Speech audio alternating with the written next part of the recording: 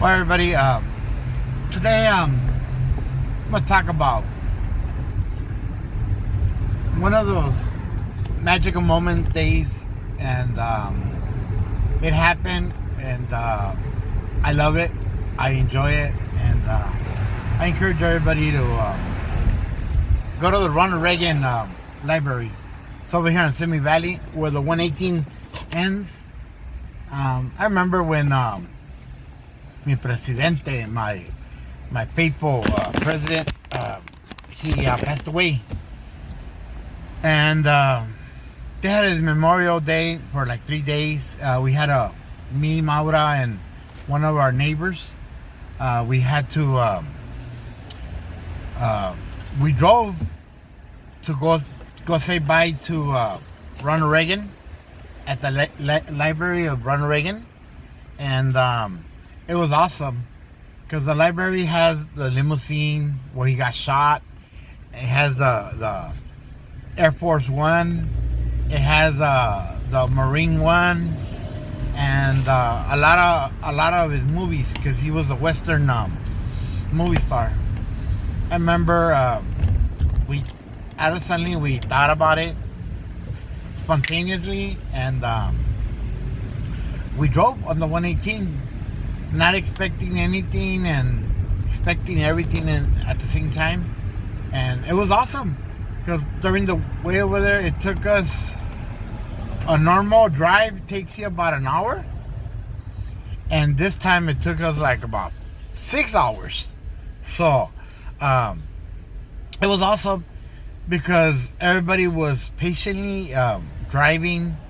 It was well coordinated, and we didn't know exactly what we were gonna do, anything. So what they did, everybody came on the freeway, and they exit the freeway, and everybody depends the time zone that you're in, the time that you're arriving. They had nothing but back in the day MTA buses. I'm talking about 100, 200 buses. I'm not talking something small, I'm talking something major. And every single bus had Secret Service machine guns and bulletproof vests, and had 2 Secret Service per bus. And you'll get frisket, and you had to pass the metal detectors in order to get into the buses. Just imagine, like, if you go to like Dodger Stadium and all that, when you enter, you get your chains and everything out, and they put metal detectors, and nothing but Secret Service. You see snipers, and you see helicopter up ahead, and they made it all dramatic, all like awesome, like a movie, And once we got off the freeway, because we had a friend that had a handicap, and a handicap cart, they led us all the way to the front of the road, to the front of the buses, because she wasn't gonna be able to walk and stay in line for 6-8 hours, 6 to 8 hours, on top of 6 hours to drive there. So you're talking about 12 to 14 hours. They had everything, restrooms, they had food vendors, they had Mexican tacos, elotes, chicharrones, they had churros and everything, all the vendors you want. They had shirts, they had green card shirts, and it was fucking awesome. Everybody was dressed as a cowboy, and because he was a cowboy before he was a president, and a lot of people had their posters of everything when they immigrated to the United States, when they became when they got the green card and became citizens and stuff like that. Because he's the last president that had a major reform. He did it the right way, everybody. All right. So if you do it the right way, everything's possible. So, like I said, our drive normally is 1 hour. We lasted about 6 hours just to get off the exit, and I'm talking about 2 or 3 exits. Once we got off, they pointed us to a certain way, and the first thing they asked us, you got any old people, any disabled people? And I told them, yeah, we do. Where's your placard? Right away, boom, lo sacamos, and they put us to a different line, and they got a wheelchair for a homegirl, and which is one of Maura's friend, and that was the luckiest thing that we ever had in life. I thank God that that she had the placard. You know, it's crazy in life that that we got all the way to the front. We didn't have to wait those long lines, lines that you're feigning and all that. They just got the wheelchair, threw us in the middle of the line, and they told us, okay, they're going on the next bus. It was awesome experience by the Secret Service, and I remember they walked a group of us that we parked more or less together. There was like about 10-15 of us, and they stopped the line and they let us proceed first. And I remember I sat right next to the Secret Service guy. Well, not sat, he was standing up. One in the middle of the bus and one at the end of the bus. And he kept telling me, like, hey, you know, these are real guns, so don't think about it, you know. But, you know, he seemed the familiar person that I was. You know, back then I was a little more like a gangster and shit like that, you know. But I was dressed to impress, you know. So when we got to the library, it was another hour just to view the body, you know. It's long lines, and you can only view it as you're walking. You can't even technically stop. So you're observing it from a distance, and they have the armed guard, the Navy, the Army, the Marines, and you know the flagpole guys, the ones that stand next to the White House and all that. They're keeping at ease for him. So we got to go into the Ronald Reagan for free, and we got to see his library. And at the center of the library, they put the casket, and it was it was under construction, so it was wide enough for a lot of people to view it. But we were just doing like a circle, and then just go through it, and then you were gone. So you had plenty of time to view the casket and everything. I forgot how the casket looked and everything, but I remember it had a flag on top. And I remember the picture when he was a president, and a picture when he was an actor. And I got to see Barbara and or Nancy Reagan, or I forgot her name right now. I'm sorry, everybody. And I got to shake her hand and everything.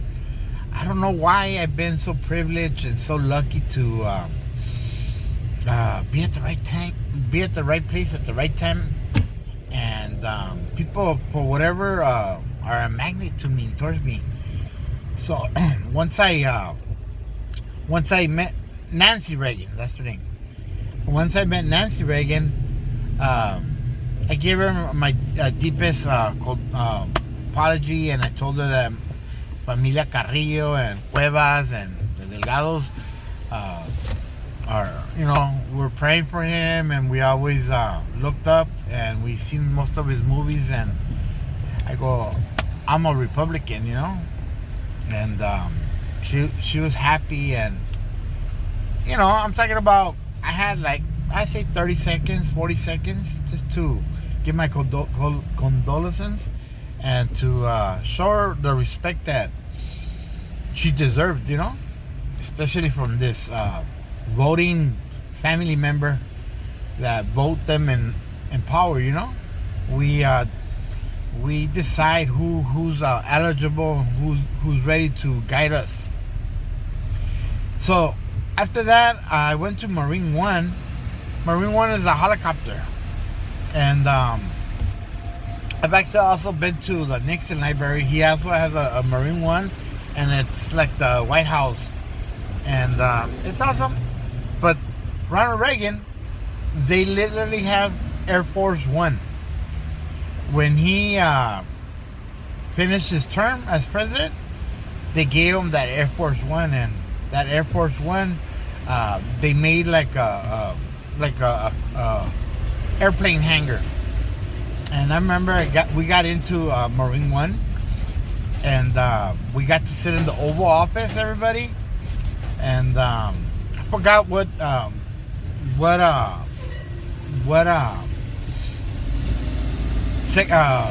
desk he has there, but he brought his desk. And now there's like six more desks or 7 that you could choose, like the Washington desk, the Thomas Jefferson. There's the like all these desks that all these famous presidents have used. Say Abraham Lincoln, George Washington, Thomas Jefferson, the 13 colony. So they had like 13, 14 desks in the original. Now they only have like 6 desks that you could choose when you become president. So I don't know which desk that he has. So I gotta check up on that one. And it's funny that I've always I've been attractive, and I've been always something calls me for destiny, for history. And like I told everybody, I've gone to like a lot of funerals from a lot of famous people, and all I could do is tell you the stories and the emotion, how I felt. But awesome, I felt so privileged. And after we came out of the Ronald Reagan Library, we were there probably like about an hour, roaming around, taking pictures and all that. It's sad that I didn't keep none of the pictures. I don't know where they're at. And I did. Everybody got a presidential seal, like a card, like an ID card, and everybody had it as shown as that you were there. I had mine. I gave mine to Danny Boy, so Danny must have it. I got 2, one for Maura and one mine. Maura got hers and she gave it to her kids, and I gave her mine, my other one, because I got 2. And so bien cabrón, I got 2, and you only get 1. And it was awesome. It's an awesome experience. I encourage everybody to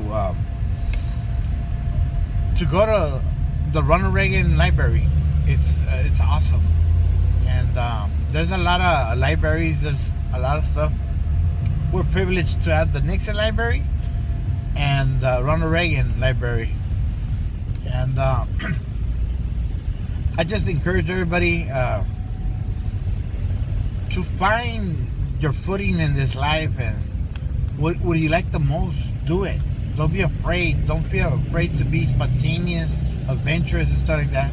Well, the reason I want to go, and the reason I'm thinking about it, because my number 118, her son, he likes airplanes. And I was thinking of taking him to the exposition where they have the Discovery, and they have one of the airplanes, one of the big airplanes with. But I'd rather take him to the Ronald Reagan. Like that, he could get into the Air Force One and get into the Marine One, and he's probably gonna talk about it for the rest of his life. He loves airplanes, and I really wanna take him. It's my honor, it's my privilege to take him and to get him in Air Force One, and he's gonna love it. He's never been in an airplane, and he's gonna go into Air Force One. So everybody's gonna have to stay tuned. Probably, hopefully this Saturday, they wake up early and will come. If not, probably on Sunday, and I'll bring him. I can't wait to see his expression, his face, and then I wish I could be around him when he tells everybody he's been in Air Force One and ready for takeoff or landing and da-da-da, So I'm really excited. I didn't know how important it is to have uh, young kids around, and I know that I had told several family members that I don't have kids, so that's why I'm not going to kids' parties no more. Well, guess what? God blessed me with two amazing kids, and soon gonna be going to most of the parties, and can't wait until I have the privilege to throw them a real party, and everybody comes and enjoys our company, you know. And she had told me that when it's his birthday, she wanted to take him to a restaurant and pay for everybody. Nah, that's not how we do it. We throw a real party, and can't wait to throw them their first party with my family and everybody included, you know. But for now, we're gonna be amazed and privileged to take them to Air Force One, the Ronald Reagan. It's an awesome airplane, and awesome library, and now everything's technology, and it's all like holographic and stuff like that. So you get to watch his movies and get to see all his stuff and touch his stuff. Touch the Oval Office, everybody. It's a replica. No, it's the original. They took it out and they brought it. Or a replica, don't matter. But everybody says that's the original one. And we're going to see what he has on his walls. We're going to see the American seal, and on the carpet. And we are going to get our own personal documentary, certify little Ronald Reagan's from visiting his library. Now that Nancy Reagan has passed away, I get to show my respect to her too, and hopefully somewhere deep in the sky with God, lo que sea, she gets to be proud that not only did I saluted her and had a good shake, a good hand. I didn't get to give her a hug or not, but she felt my knowing, she felt my love, you know, that, and respect that she carried our country, and she gave us prosperity and an opportunity. Her, and she allowed us to be around her husband. And they have horses there because he was a cowboy. Okay, it was like a John Wayne, you know. But if everybody knows Ronald Reagan, he was nothing but cowboy movies. He was a good actor. And my dad talks about him, my great-grandma talked about him, my grandma talked about him, my mom talked about him, everybody talked about him. And it's awesome. I feel proud that I'm going to get to adventure again through the grounds of the Reagan Library. And not only am I going to go, but I'm going to take my Sam and Saul to get to touch and be around the Oval Office, Marine One, the limousine, and Air Force One, and hopefully it does a big impact in them. And I'm grateful in life. I'm grateful. Today was an awesome day. I got to enjoy my driving and getting ready for tomorrow. I'm always ready for tomorrow, everybody. Don't ever let one day pass by, but I would be ready and prepared for the next day. Don't ever get discouraged. Accomplish all your dreams and all your bucket list stuff, you know. My bucket list is to be happy in life, to take someone important to the Ronald Reagan Library. My daughter never wanted to go. I don't know why she never wanted to go. To her, it's not important. And we did everything else except the library. So This is gonna be personal and one first time main event that I didn't take my daughter. Hope she don't get jealous, but she never felt the need or the want to go, But yeah, airplanes doesn't really call her. I think little Saul or Sam, one of those, they're into airplanes. I took them, everybody knows, I took them to go see the airplanes at LAX to land. Found a better spot already where they could be amazed. But hopefully this Saturday or Sunday, I have the privilege and take them to go see Air Force One. All right, everybody. You guys take care and stay tuned. Nancy and I will never forget you and what you have meant to us. You've been good friends. You've served America with honor. You've made me proud of our party. And if you ever find yourself driving down the Pacific Coast Highway, I hope you'll come on by, because up at Rancho del Cielo, where the mountains meet the sky, you have a friend. After serving our nation as President of the United States, Nancy and I will never forget you and what you have meant to us. You've been good friends. You've served America with honor.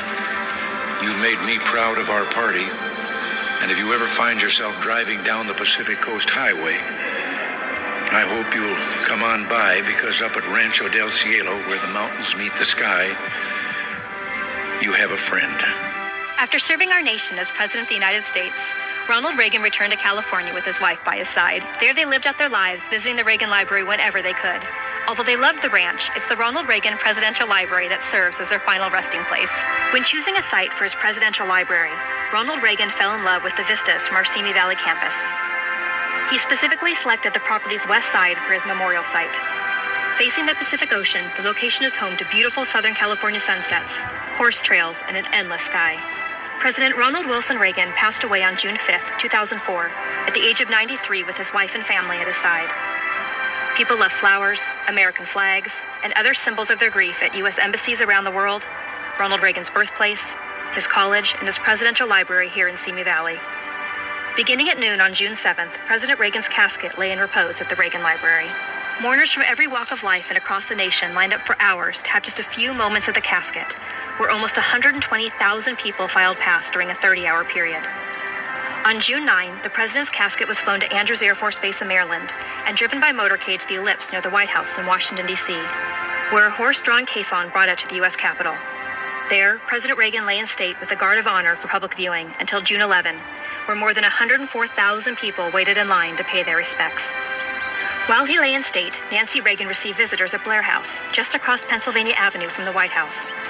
Former British Prime Minister Margaret Thatcher, former Soviet leader Mikhail Gorbachev, President and Mrs. George H.W. Bush, President and Mrs. George W. Bush, and His Royal Highness the Prince of Wales, among others, were there for Nancy Reagan in her time of need. At about 10:30 a.m. on June 11, 2004, a motorcade carried the president's casket to Washington National Cathedral for funeral service broadcast around the world. Dignitaries from 165 nations attended the funeral. As his vice president for 8 years, I learned more from Ronald Reagan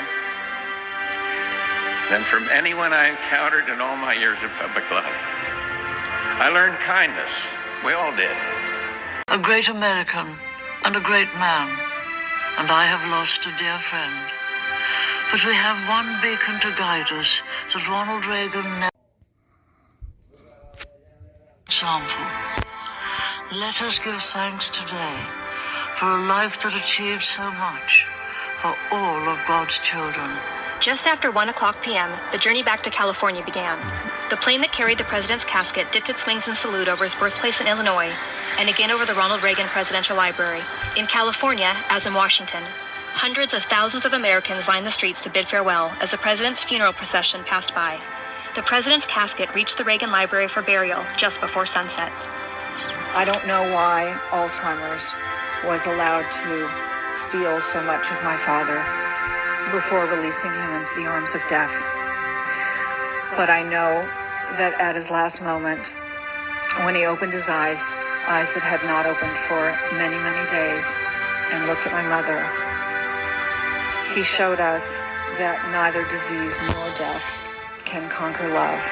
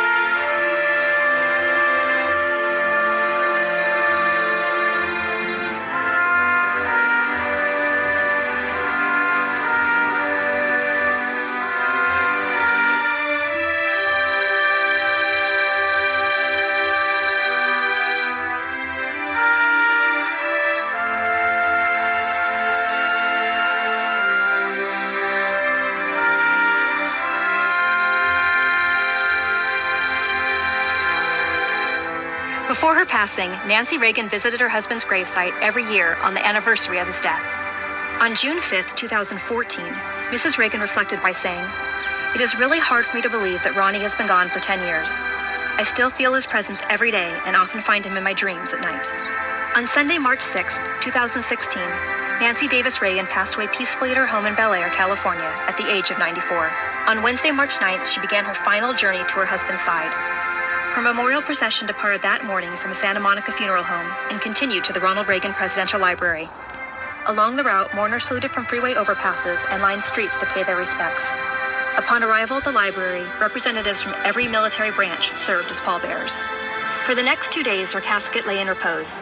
Over 6,000 mourners paid their respects, including House Speaker Paul Ryan, who presented a wreath and said, "Ronald Reagan could not have accomplished everything that he did without his wife Nancy." On Friday, March 11, a funeral service at the Reagan Library was held in her honor, where she was buried next to her husband. Over 1,000 mourners attended the funeral rite. Friends, family, 4 first ladies, and a former president were in attendance. Just 64 years and 6 days past the Reagans' wedding anniversary on March 4th, 1952. We gather here today to say goodbye to Nancy Davis Reagan, a beautiful, smart, and gracious woman. A woman who captured the heart of a man who loved his craft, his country, and his countrymen, and most especially loved this remarkable woman. But most importantly, she will once again lay down beside the man who was the love of her life, the one she loved till the end of her days. They will watch the sun drop over the hills in the west toward the sea as night falls. They will look out across the valley. My father will tell her that the lights below are her jewels. The moon and stars will endlessly turn overhead, and here they'll stay, as they always wished it to be, resting in each other's arms, only each other's arms, till the end of time. While visiting the Reagan Library, museum guests may pay their respects at the memorial site of President and Mrs. Reagan.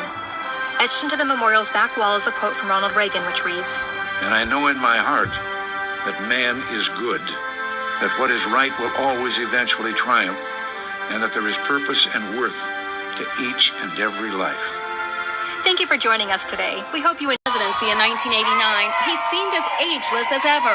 In 1992, he wowed the Republican convention with a speech rich in humor. It's true, a lot of liberal Democrats are saying it's time for a change. And they're right. The only trouble is they're pointing to the wrong end of Pennsylvania Avenue. Which is why the world was stunned to learn in November of 1994 that Ronald Reagan was suffering from Alzheimer's disease. And they learned it from the most reliable source of all, the former president himself. James Spada is the author of Ronald Reagan, His Life in Pictures. It was a totally lucid letter. You know, he obviously was not advanced in the Alzheimer's at that point. Soon, the toll the disease was taking became more and more evident.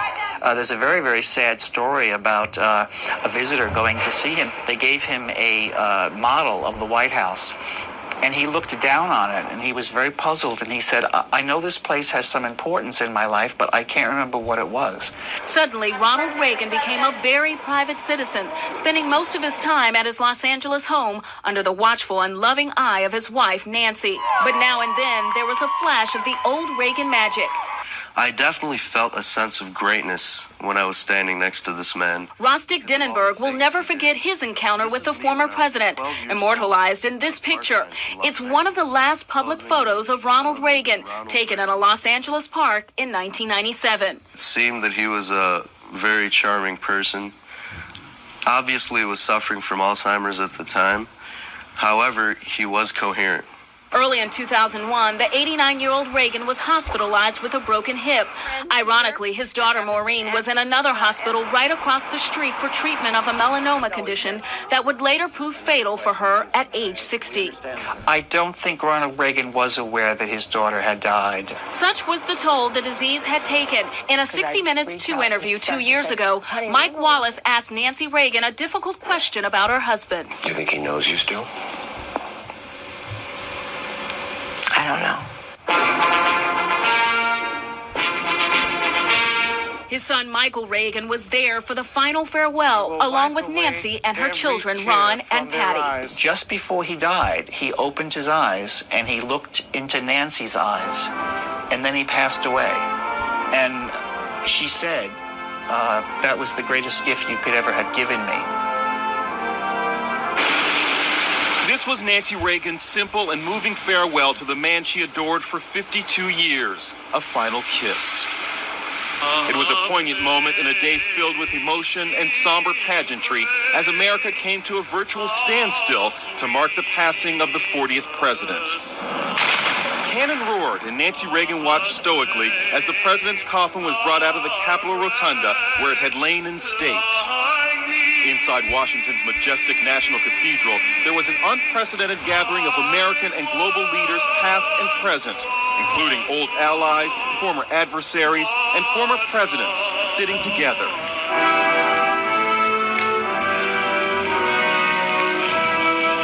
The coffin was brought into the cathedral amid haunting strains, but came down the aisle in silence. Nancy, looking somber but dignified, sat with her family in the front pew across the aisle from President Bush. Let us pray. The funeral rites rang out across New York's Times Square, as well as in millions of homes across America. President George Herbert Bush's voice choked with emotion as he recalled his predecessor and friend. As his vice president for 8 years, I learned more from Ronald Reagan than from anyone I encountered in all my years of public life. But he also recalled the president's humor. When asked, how did your visit go with Bishop Tutu? He replied, so-so. And President George W. Bush spoke of Ronald and Nancy's undying love. America honors you, Nancy, for the loyalty and love you gave this man on a wonderful journey.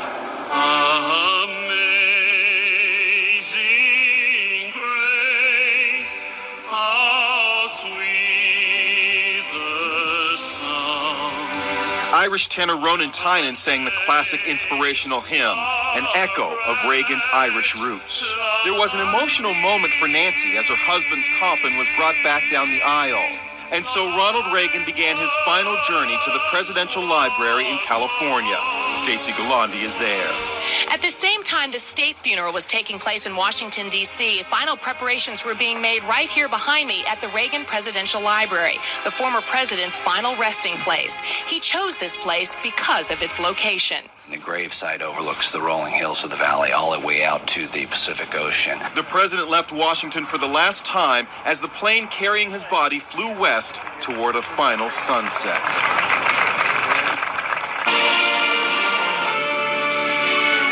What struck you first was the majesty of it all. The music by the U.S. Marine Chamber Orchestra, the incredible collection of people, heads of state and stars, all of them brought together by Ronald Reagan. Men like Mikhail Gorbachev, with whom Ronald Reagan helped change the political landscape of planet Earth. Women like Baroness Margaret Thatcher, who was his staunchest ally in making those changes. Former Canadian Prime Minister Brian Mulroney gave one of the eulogies. His wife Mila told me that he practiced it a few times so he wouldn't choke up when he delivered it today, a trick he learned from Ronald Reagan himself. My seat was on the upper right part of the cathedral, in the same section as other of Mrs. Reagan's friends and colleagues of the late president. It was incredibly sad as the president's casket was brought down the center aisle of the cathedral. Different members of the congregation saluted or placed their hands over their heart. And then Nancy Reagan came by, her eyes so filled with sorrow, a little bit teary, but mostly just so sad that her husband was gone. She looked me in the eye as she passed. She looked at Joan Rivers standing behind me and said, "Thank you for being here." And behind her was the Prince of Wales, Prince Charles, who also had tears in his eyes, clearly moved by the service. He'd obviously been crying as it drew to a close. It was, I'm sure, a great comfort to Mrs. Reagan that he came all the way from London to be a part of the send-off. I think my main thought as the service ended, and I don't think I was alone in this, was I had a chance to be a part of history and to be there as the closing of one very important chapter in this nation's history was officially made.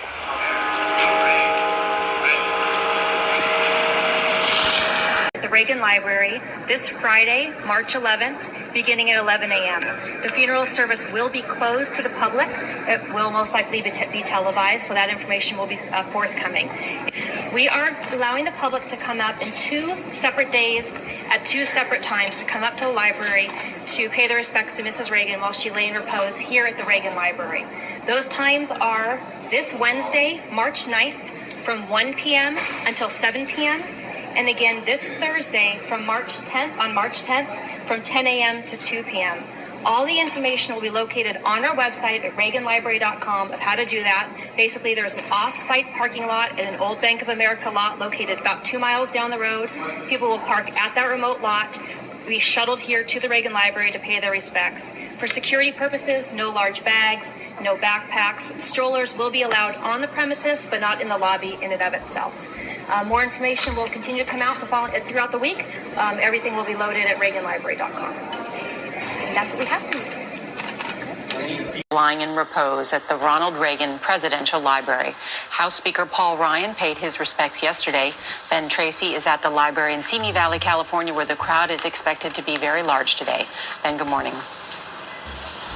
Nora, good morning. You are right. They're expecting more than 10,000 people to file through here by the end of the day, and each one of those people gets a card that looks like this. And it says, "With gratitude for your expression of sympathy in honoring the life of Nancy Davis Reagan." The Reagan Library wanted to hold these 2 days of public mourning because the funeral tomorrow will be private. They shuffle quietly past the rose-covered casket, paying their respects to a First Lady who left the White House more than 25 years ago, but remained in the hearts of countless Americans. Just the classy way she handled everything when the president was shot. He was amazing and she was amazing. I just had to come show my respect to such an elegant former First Lady. The former First Lady's final motorcade Wednesday fittingly traveled down the Ronald Reagan Freeway in Simi Valley. Firefighters saluted as the hearse drove by. When it arrived at the Presidential Library, members of the armed services carried the casket into the room where Mrs. Reagan now lies in repose. 1,000 people are expected to attend Nancy Reagan's private funeral tomorrow, including former President George W. Bush, former First Ladies Laura Bush, Rosalind Carter, and Hillary Clinton, as well as Michelle Obama, who will also speak at the service. The eclectic guest list includes Mr. T, who joined Mrs. Reagan's iconic Just Say No to Drugs campaign in the 1980s. Little kids doing drugs, it turns my stomach. The Reagan Library is not only preparing for a funeral, but for a future without its guiding force. Until her health failed, Mrs. Reagan almost never missed a board meeting. What's it going to be like to move on without her? It's going to be sad. It's going to be an empty chair. I bet we always have an empty chair at the table. It's a large board with some very important people, but when Mrs. Reagan raised her voice, the room would go silent. And we won't have that any longer. Tomorrow's funeral is one very much planned by Mrs. Reagan herself. She controlled the guest list, and she picked out everything from the flowers to the music. Gail? Well, thank you very much, Ben. It's a beautiful thing to see the outpouring.